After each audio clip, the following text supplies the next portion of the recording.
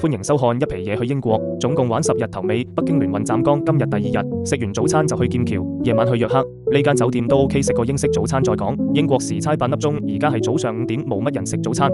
8點出發，一上車就眼瞓，一瞓就到休息站。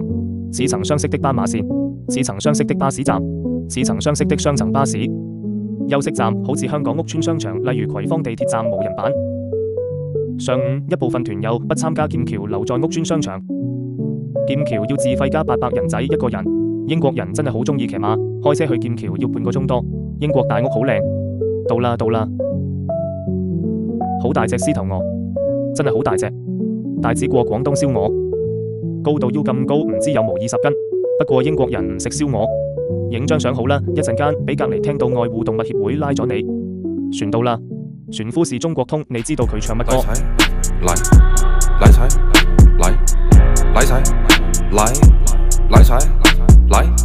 中指力滾力，對應好運八方來，散了才能聚。佢好潮呢首歌從到歐美，佢唱得好。應景介紹了劍橋河的兩邊都是包租婆，不用工作的，仲介紹咗徐志摩渣男的故事。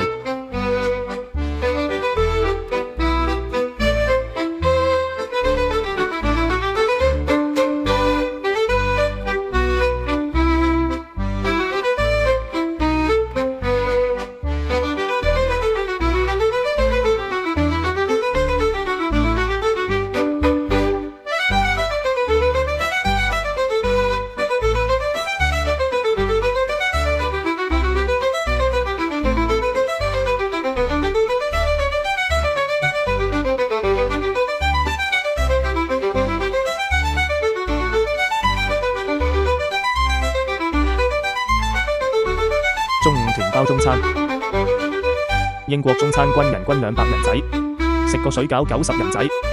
中國人廚師，食飽去玩啦！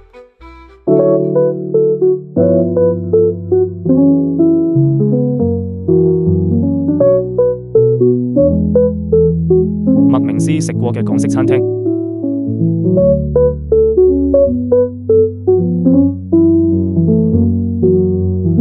三一學院牛頓讀過嗰間大學，讀唔到書的學渣兩名。劍橋都好大，好多人聽到不少講國語和廣東話的學生。11月的英國好大風，學校個教堂都好大，果然是貴族學校。嗨，放學啦！係啊，扮放學啦！睇下好啦，呢間大學我哋考唔上㗎。拜拜，係啊，走啦，輕輕的我走了，不帶走半邊燒鵝。新地標，人影我又影，食時間的蟲，走啦，隻蟲有排未食完。上車去約克，到休息站。點解外國人隻襪咁大？可能係聖誕襪。英國好多漢堡王。其實高速公路點解要買走？隻襪真係好大喎。馬莎，香港都有，呢度貴好多。牛奶酸奶就好平，買支氣泡水先。到啦，約克教堂，一下就天黑。英國3點半就開始，日落4點半都黑晒。約克感覺是小鎮，街上人很少。